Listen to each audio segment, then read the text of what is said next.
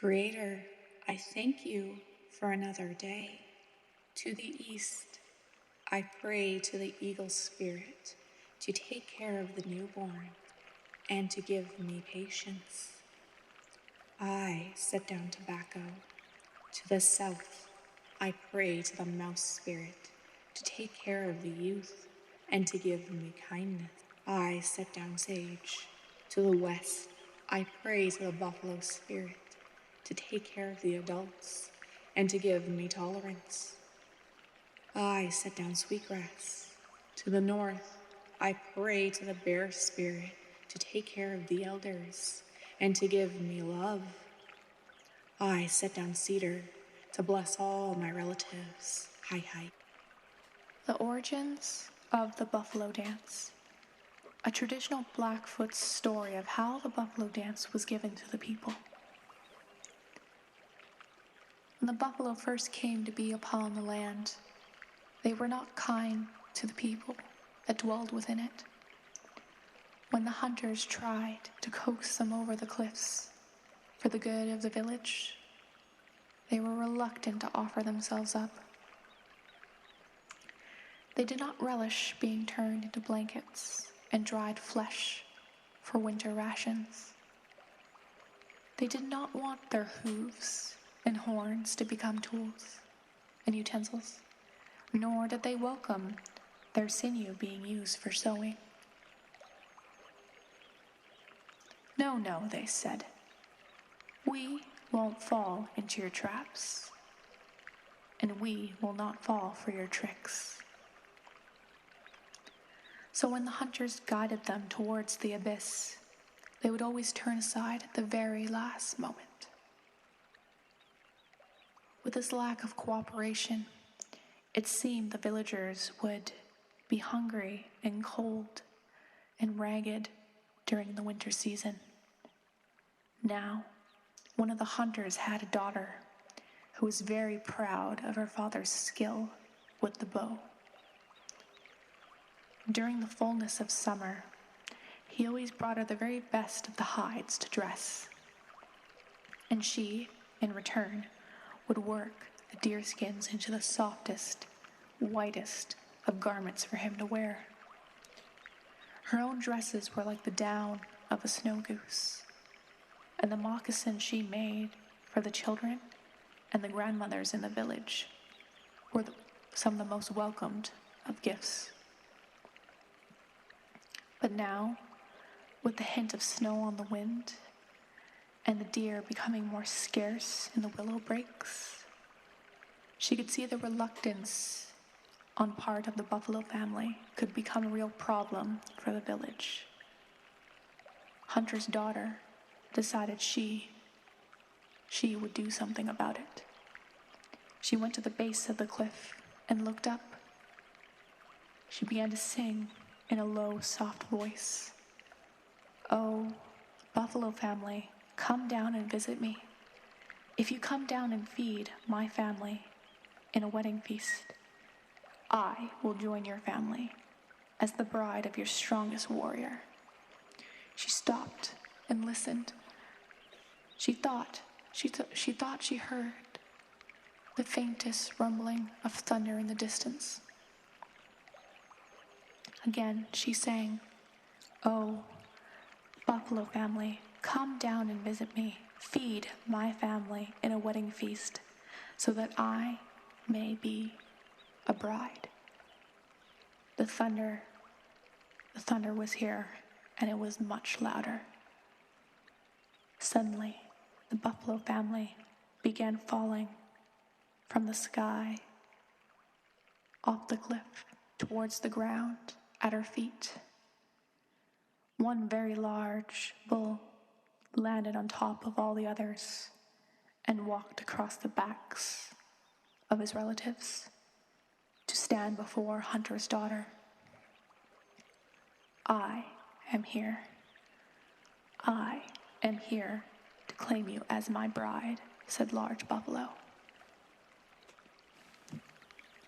"Oh, but now I am afraid to go with you," said Hunter's daughter. "Ah, but you must said Large Buffalo, for my people have come to provide for your people with this wedding feast. As you can see, they have offered themselves up. Yes, but I must return and tell my relatives the good news, said Hunter's daughter. No, said Large Buffalo. No word need be sent. You are not getting away so easily.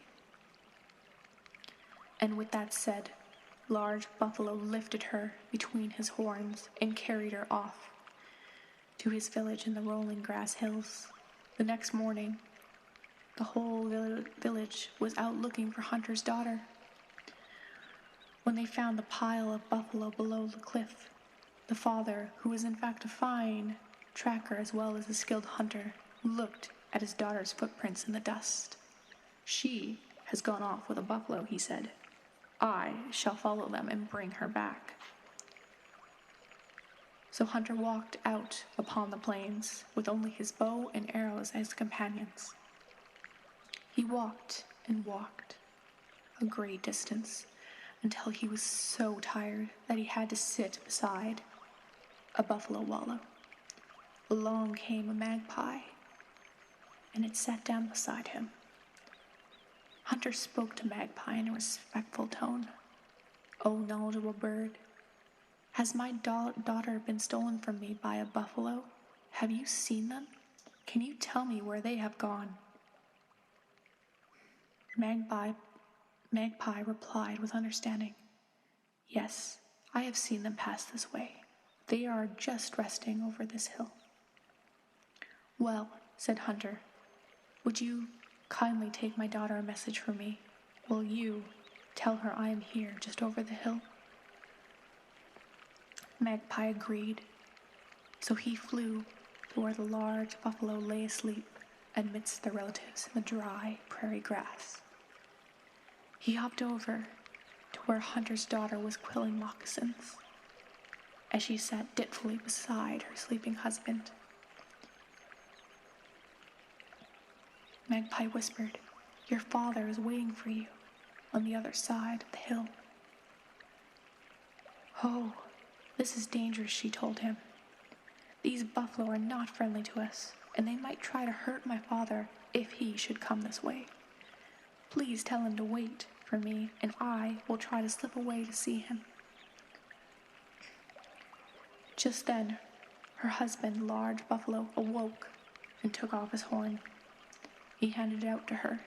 "Go, bring me a drink from the wallow just over this hill," said her husband. She took the horn in her hand and walked casually over the hill. Her father motioned silently for her to come with him as he bent low into the grass. "No," she whispered. "The buffalo are angry with our people who have killed their people. They will run after us and trample us into the dirt. I will go back and see what I can do to soothe their feelings." And so Hunter's daughter took the horn of water back to her husband, who gave a loud snort when he took a drink. The snort turned into a bellow, and all of the buffalo got up in alarm. They put their tails in the air and danced a buffalo dance over the hill, trampling the poor man to pieces, who was still there, waiting for his daughter near the buffalo wallow. His daughter sat down crying at the edge of the wallow and broke into tears. "Why are you crying?" said her buffalo husband. "You have killed my father, and I'm a prisoner.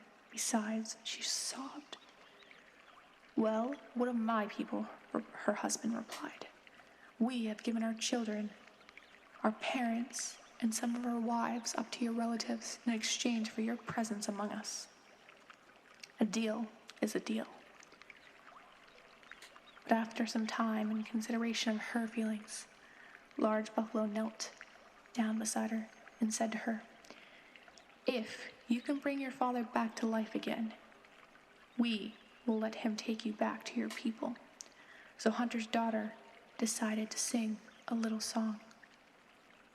"Magpie, magpie, Please help me find some piece of my father which I can mend back whole again. Magpie appeared and sat down in front of her with his head cocked to the side. Magpie, Magpie, please see what you can find, she sang softly to the wind, which bent the grass slightly apart. Magpie cocked his head to the side and looked carefully within the layered folds of the grass as the wind sighed again. Quickly, he picked out a piece of her father that had been hidden there and a little bit of bone. That will be enough to do the trick, said Hunter's daughter, and she put the bone on the ground and covered it with her blanket. And then she started to sing a reviving song that had the power to bring the injured people back to the land of the living. Quietly as she sang the song that her grandmother had taught to her.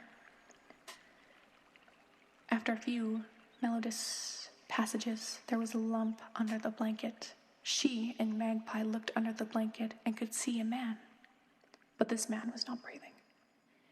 He lay there as cold as stone, so Hunter's daughter continued to sing a little softer and a little softer, so as to not startle her father as he began to move. When he stood up, alive and strong, the buffalo people were amazed. They said to Hunter's daughter, "Will you sing the song for us after every hunt?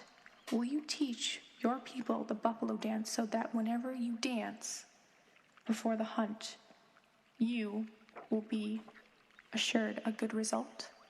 Then will you sing the song for us so that we can come back to live again?"